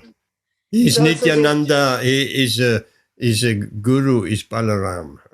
Yes. But Prabhuji, I learned a very important thing actually. I had not thought of it in that way. I listened to a class on Balaram Prabhu, and in the class it was explained. We don't say Balaram Prabhu. We don't say Balaram Prabhu. Lord Balaram Prabhu. So what do you say, Balaram? Lord Balaram. Lord Balaram. Lord Balaram. Yeah.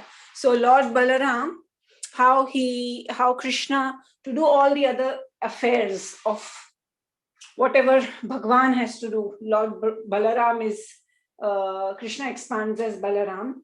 And then how Balaram expands as so the creation now has to take place. So Balaram expands as Sankarshan, and then the quadruple expansions. And from the Sankarshan actually comes all the three Vishnus, Karanadakshai, Garbhodakshai, Shirodakshai. So actually, it is Balaram.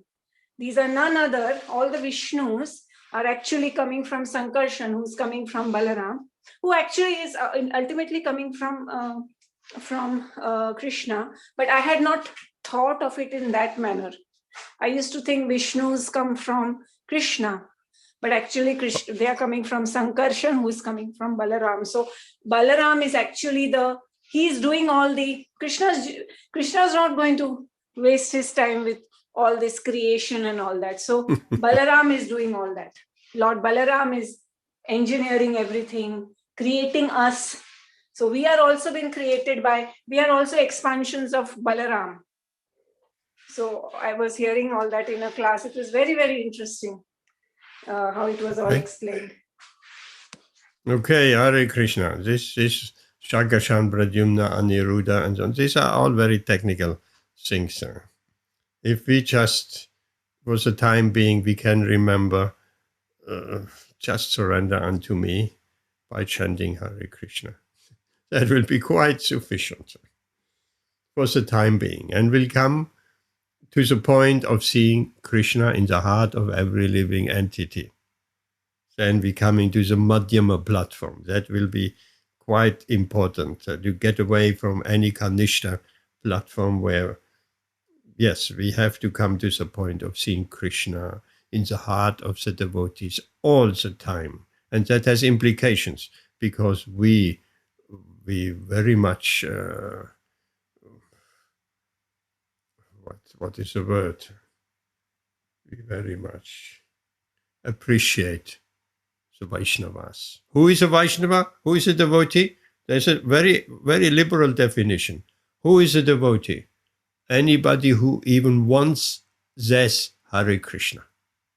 A very liberal definition. So we have to be very careful how we're treating people who even once said Hare Krishna and not categorizing. That's a devotee, that's a bad devotee, that's a good devotee, that's Italian devotee, all this. No, we have nothing to do with that. That's an Indian devotee, that's an American devotee, English devotee, that's a white devotee, no, nothing of that sort. Devotees are transcendental. Okay, here we stop for tonight.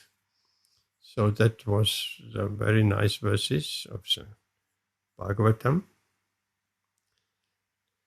Thank you very much. We'll see you on Wednesday. If you come on Wednesday, if not, we'll see you on Saturday. We'll actually see you on Saturday. Isn't that nice? We'll see each other on Saturday. We'll do Kirtan together and you bring some prasadam, bring something for the Lord. Come on time at 7 o'clock. We can do Aarti. And we'll shape the program as we go along. If Rashmi and Amrita, Radhi and Ritivan, you come a bit earlier, Vashana also perhaps, I don't know, no, maybe not, then we'll have some decorations which should be done. Any garlands for the deities, they shouldn't be done at 7 o'clock. The Aarti is at 7 o'clock. Once the Aarti starts, no more fiddling with garlands. That cannot be done. It has to be done before the Aarti and before the people come. We don't want to put garlands and adjust dresses and so on while everybody is there. Normally that is done behind closed curtains, and then the curtains open and no more fiddling with the dress of the Lord or putting on garlands. That is done before. And people come at 7, so anything on decorations, on garlands, it needs to be done before 7. Does it make sense? Rashmi? Yes. Yes. Okay. Here we stop. Hare Krishna. Thank you very much. Hare Shri Krishna. Krishna Janmashtami ki jai. Hare Jai. Krishna. Hare Thank Krishna you. Mela. Hare Krishna. Hare Krishna. Hare Krishna.